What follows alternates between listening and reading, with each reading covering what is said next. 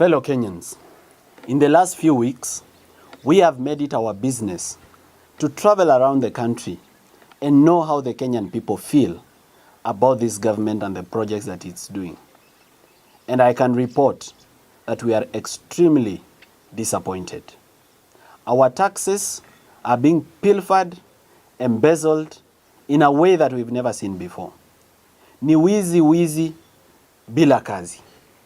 And it's a great disappointment to every person of every generation in Kenya for the kind of theft and thuggery that we are seeing in government. Nothing is happening without plunder and theft.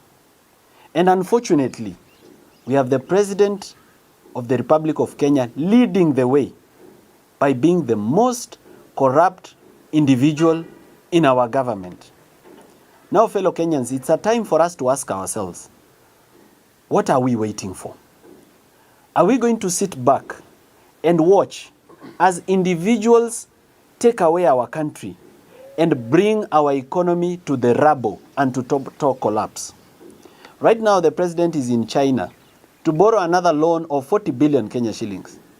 I would like to ask the people of Kenya, ni nyinyi mumempa ruhusa ya kukopa 40 billion? Na kama ni nyinyi mmempa ruhusa, are you aware that the 40 billion that is coming here for corruption and theft? Right now in Kenya today, we have a debt of over 7 trillion which cannot be accounted for. Money that has been stolen. We have a Public Finance Management Act that does not comply with the Constitution, that purports to amend the Constitution. Tuko na sheria ambayo inakubalia serikali yetu kufungua account za serikali nje ya nchi bila ruhusa ya bunge. Just recently, an account was opened at a bank in America called JP Morgan, and $2 billion was put in that account. And out of that $2 billion, $1 billion was transferred to another account. This account was opened in the name of Kenya Sovereign Wealth Fund. Signature came from the CS of Treasury. And they opened another account in Qatar, and $1 billion was stolen. $1 billion is 130 billion Kenya shillings. Right now, we are being told that the best way to build our country is through public-private partnership, where the president is purporting to lease our airport, a national pride, a strategic asset to the nation, the gateway to our country.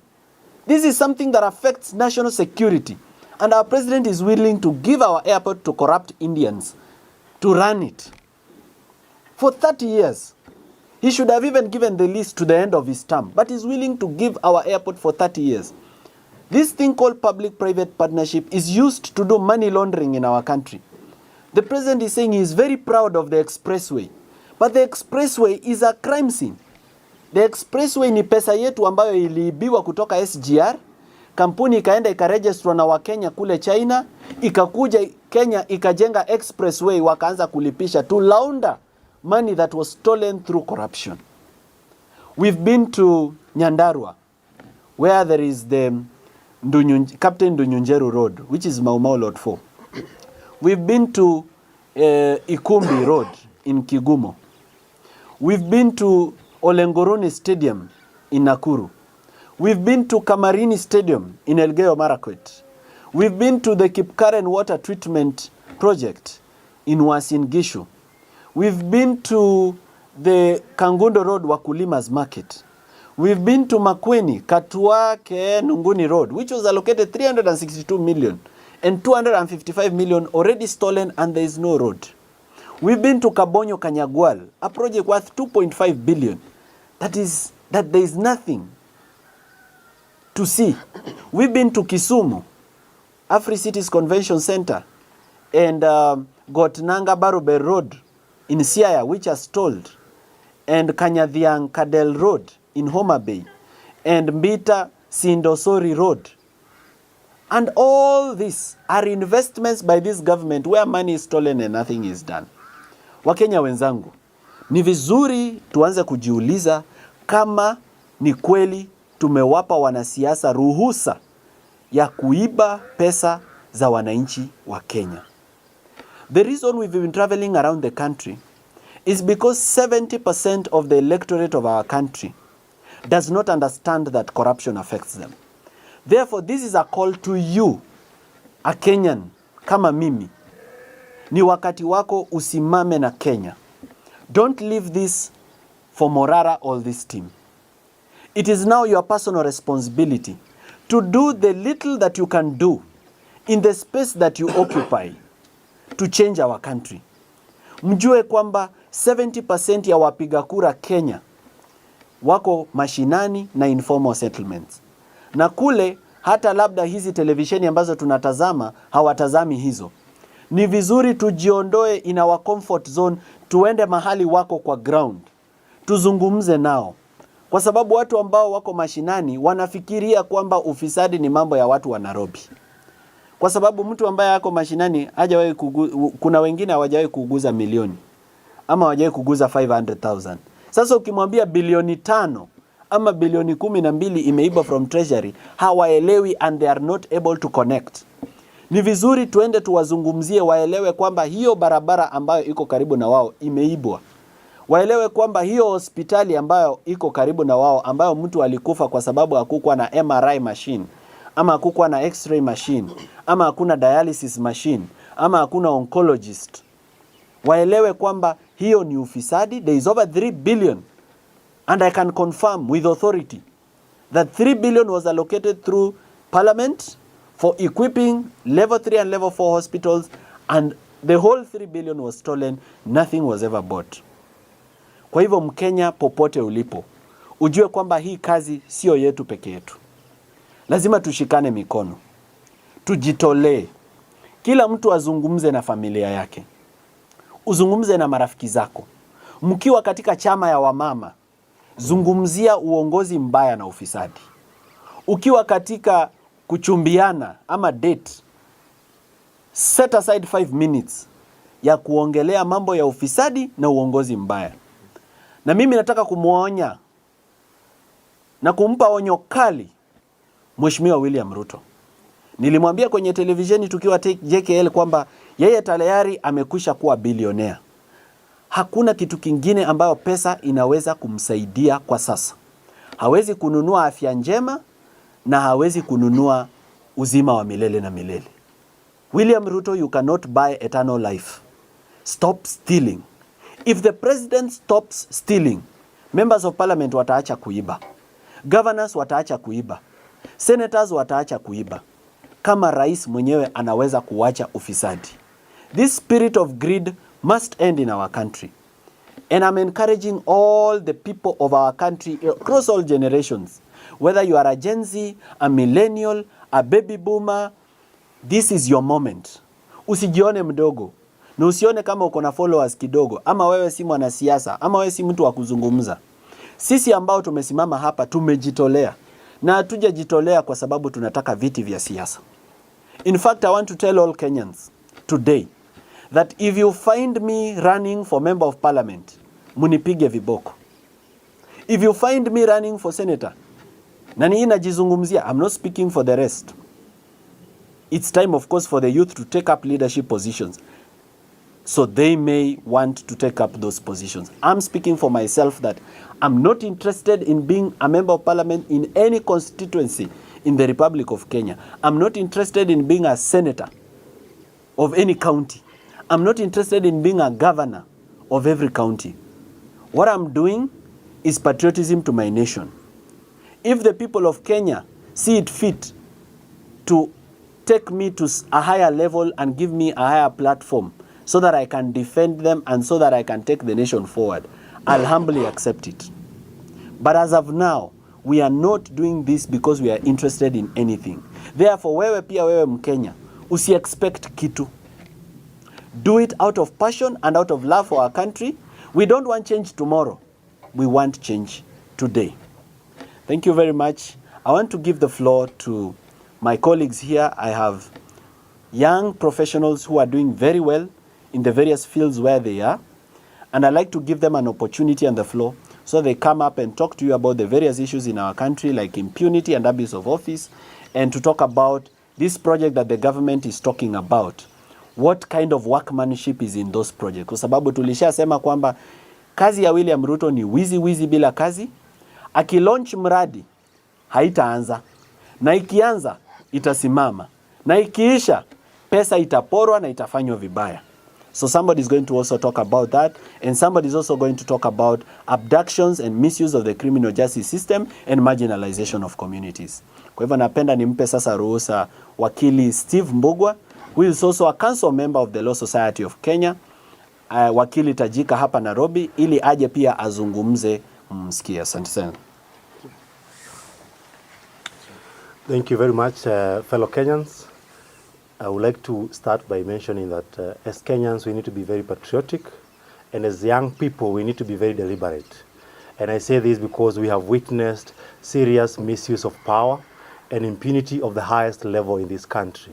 The head of state has over time made it very clear that he's not going to comply with court orders and is going to disregard the rule of law. True, he's living to his true beliefs, because in 2010, when we were voting for the 2010 Constitution, the president rallied against this constitution, and he voted against this constitution.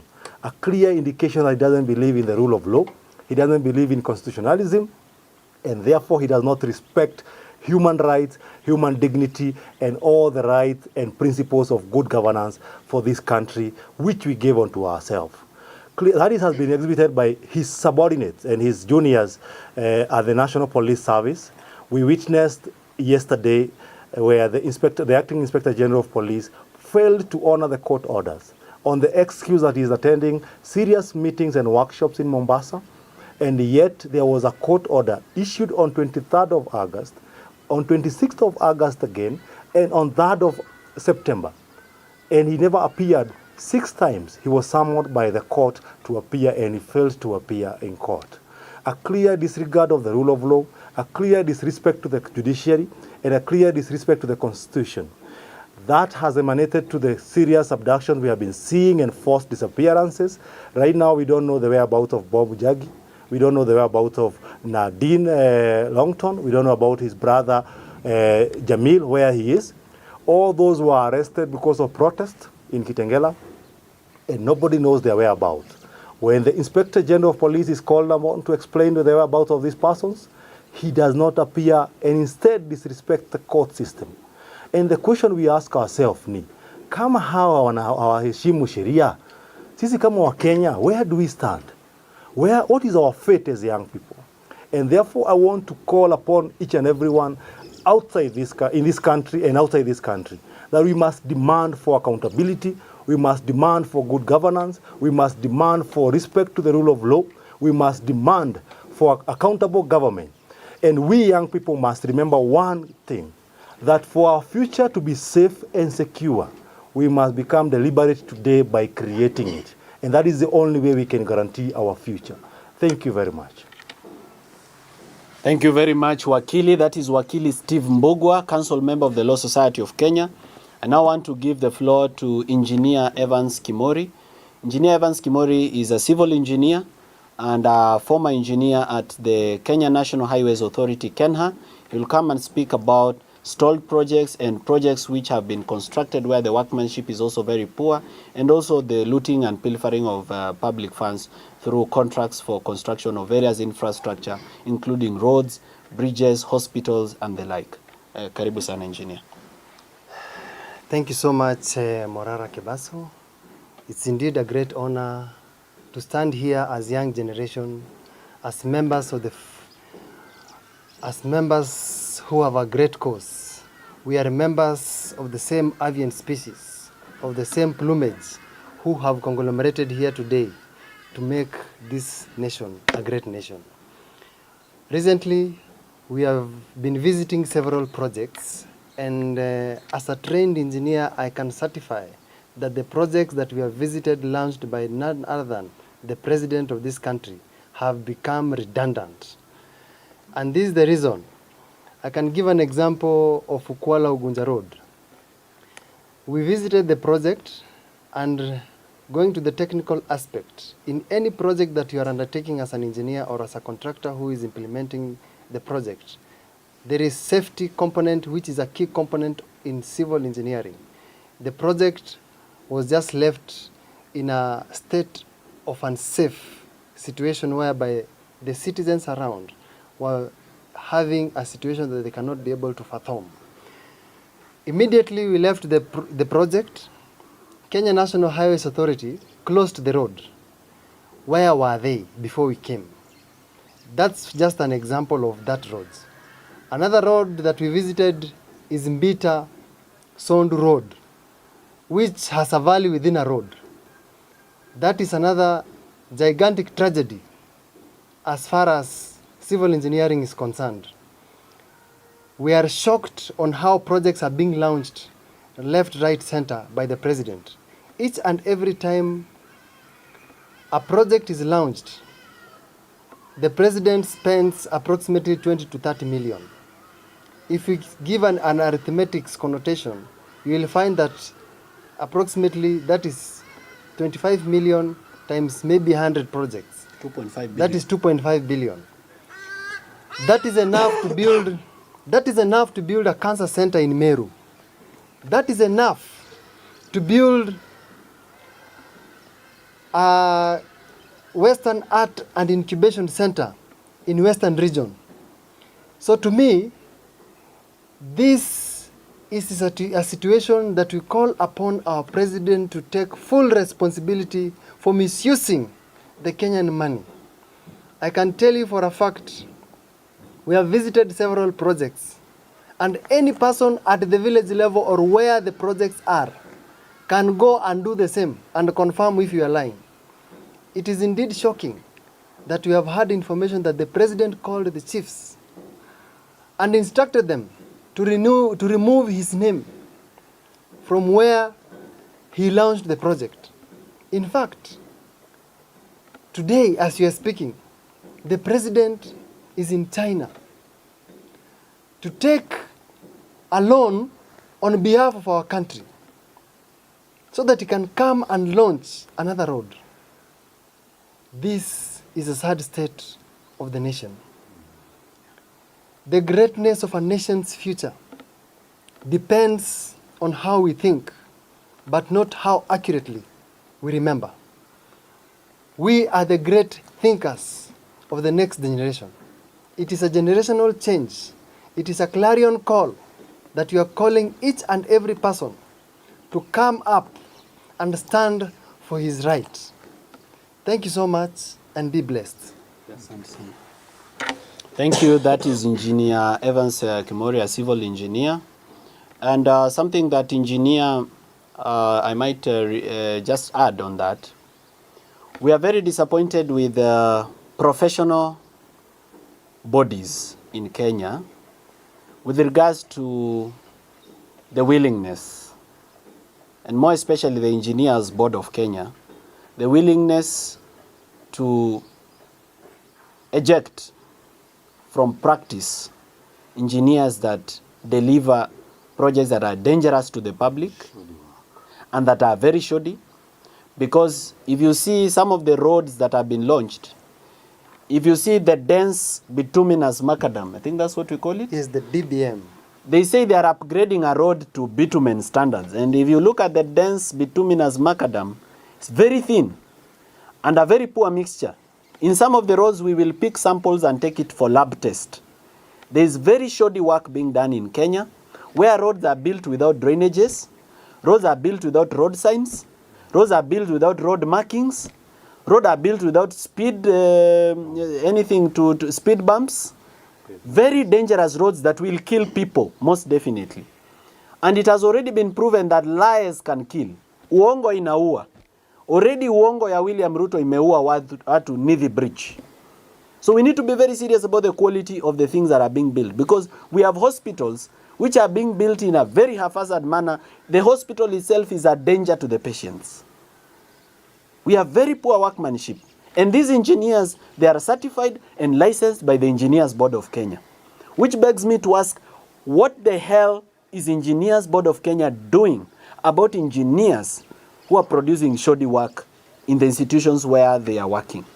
Secondly, we have the Institute of Public Accountants, ISPAC, What are they doing about these accountants and auditors that are cooking government books where corruption is all over the place?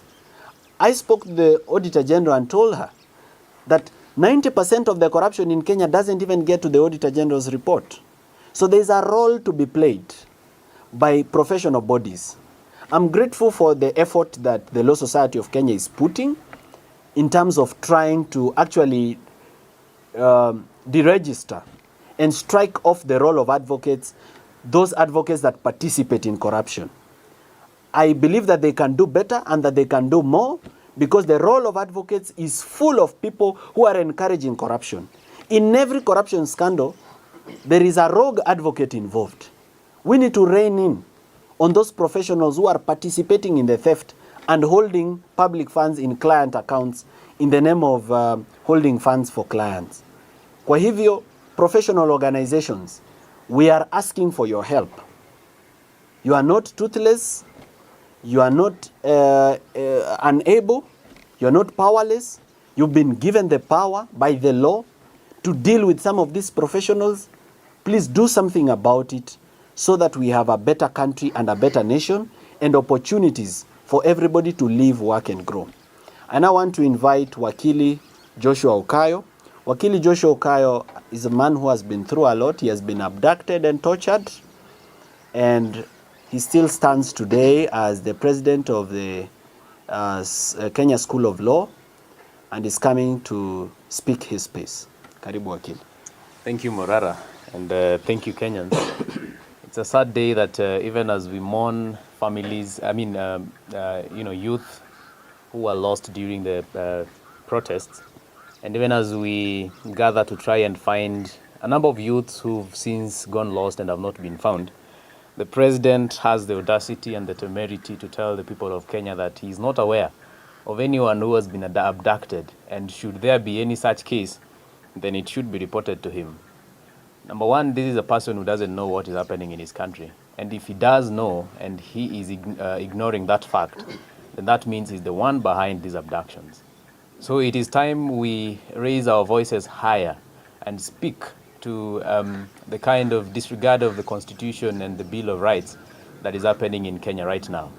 And I think it's incumbent we make it known that Kenya has not ratified the international instrument on enforced disappearances. And this must be done with immediate effect. I think it's time we ratify this instrument.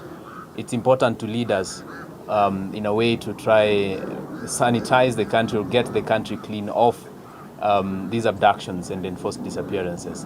At the same time, we need a national or rather a local instrument.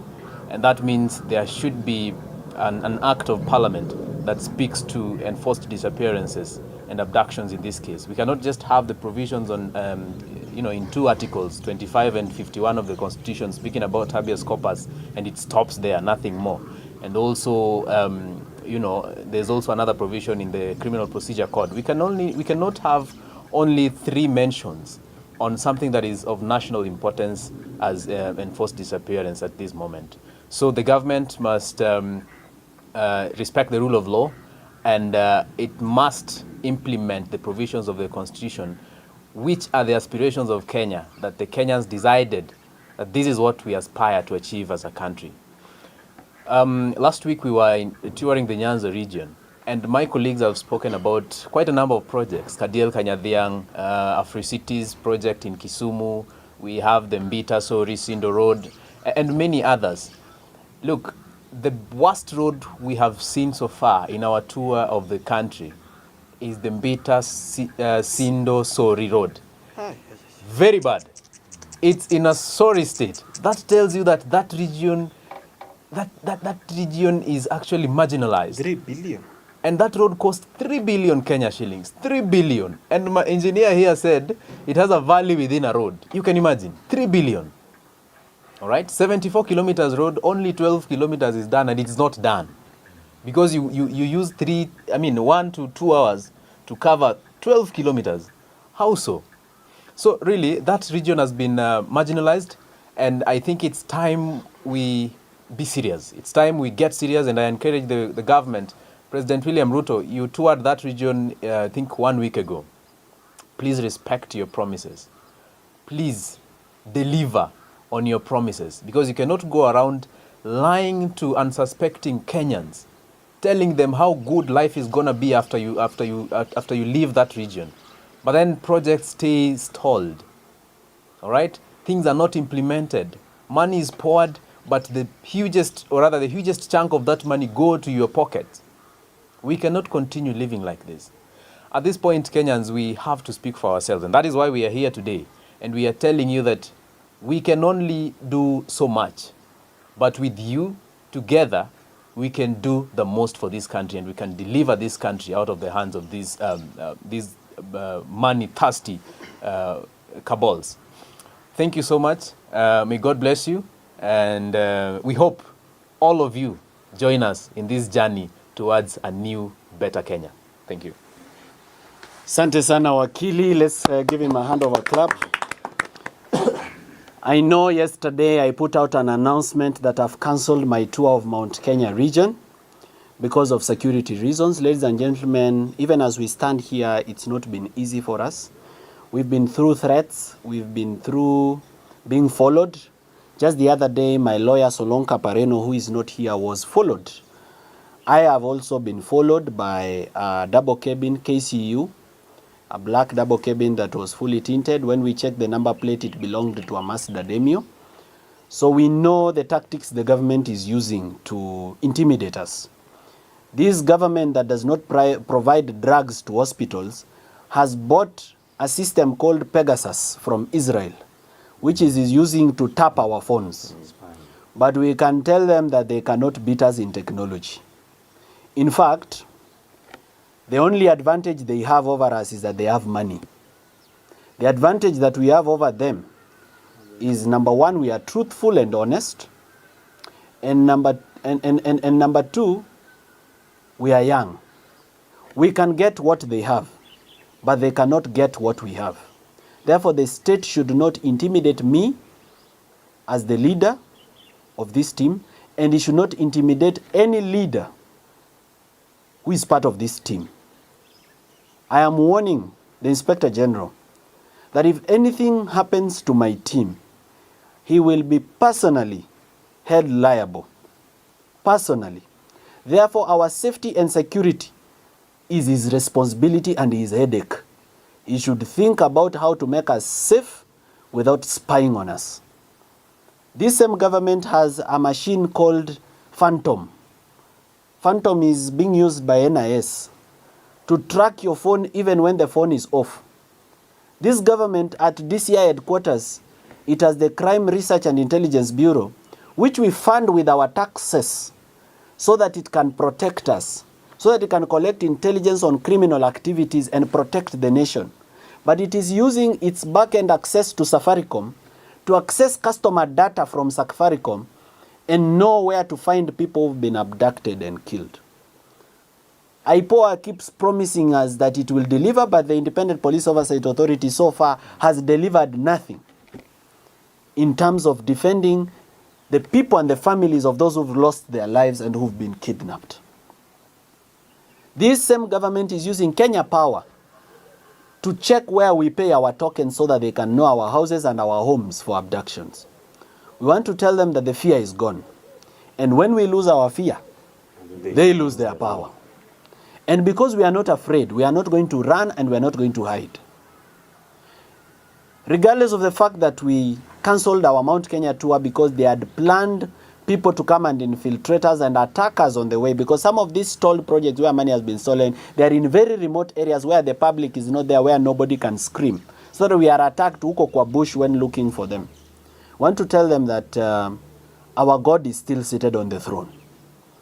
The God or Allah of Kenya is still seated on the throne, and he will defend us because our God is a God of truth.